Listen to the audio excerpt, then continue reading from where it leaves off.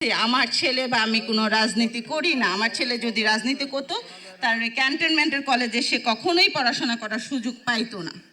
আমি সেকেন্ড কথা বলি, আমার ছেলে মারা যাওয়ার 7 মাস 13 দিনের মাথায় আমার হাজব্যান্ড ব্রেন স্ট্রোক করে মারা যায়। আমার এখন এই ছোট ছেলেটা ছাড়া আর কেউ নাই। আমরা বিএনপির পরিবারের তারেক রহমান নিজে আমাকে খোঁজে, ওর সার্জারির আগে লন্ডন থাকা অবস্থায় আমার সাথে কথা বলে। ইভেন উনি বলে আপনার ভাইরা যেমন আপনার পাশে আছে, আমি ইনশাল্লাহ আপনার পাশে থাকি, যেখানেই থাকি।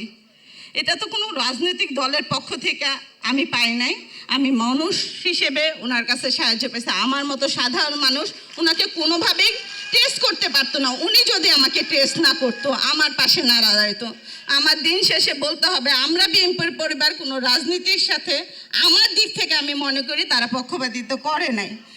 আমি বিগত 17 মাসে ওনাদের কাছ থেকে যে সাপোর্টটা পাইছি, আমি আমার কৃতজ্ঞতা বোধ থেকে, আমার দায়িত্ববোধ থেকে, আমার আনুগত্য থেকে আমার স্বীকার করতে হবে আমরা বিএনপির পরিবার ভবিষ্যতেও আমাদের এই শহীদ পরিবারের পাশে ইনশাল্লাহ থাকবে। কিন্তু যারা আমাদের রক্তের বিনিময়ে এখন এই সংসদ চালাচ্ছে, ইন্টারিম সরকার, তারা কি আমার পাশে ছিল? আমার ছেলে চিকিৎসার জন্য আমি স্বাস্থ্য উপদেষ্টার কাছে 3 দিন গেছি। আমার এই অসুস্থ ছেলে নিয়ে একদিন সকাল 9টা থেকে 4টা পর্যন্ত গেছি। উনি আমাকে বলছে জিসান ট্রিটমেন্ট পায় না।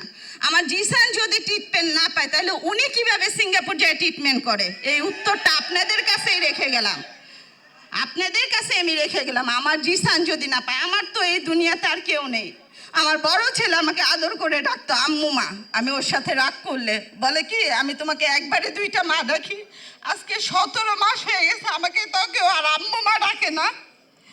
আমার বড় ছেলে মারা যাওয়ার 1 সপ্তাহ আমি বলছিলাম, জিসান অসুস্থ ছিল, যে জিসান তুমি আমাকে ছাইরা যাও না। আমার বড় ছেলে আমার পাশে শুয়ে বলছিলাম জিসান ছেড়ে গেল আমি যাব না।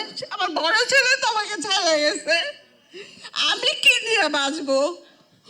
আমার জিসান এখন বলো আম্মা আমার কিছু হলে তোমাকে আমি কার কাছে রেখে যাবো? আমাদের তো কেউ নাই, আমি ছাড়া তোমার কেউ নাই, তুমি ছাড়া আমার কেউ নাই।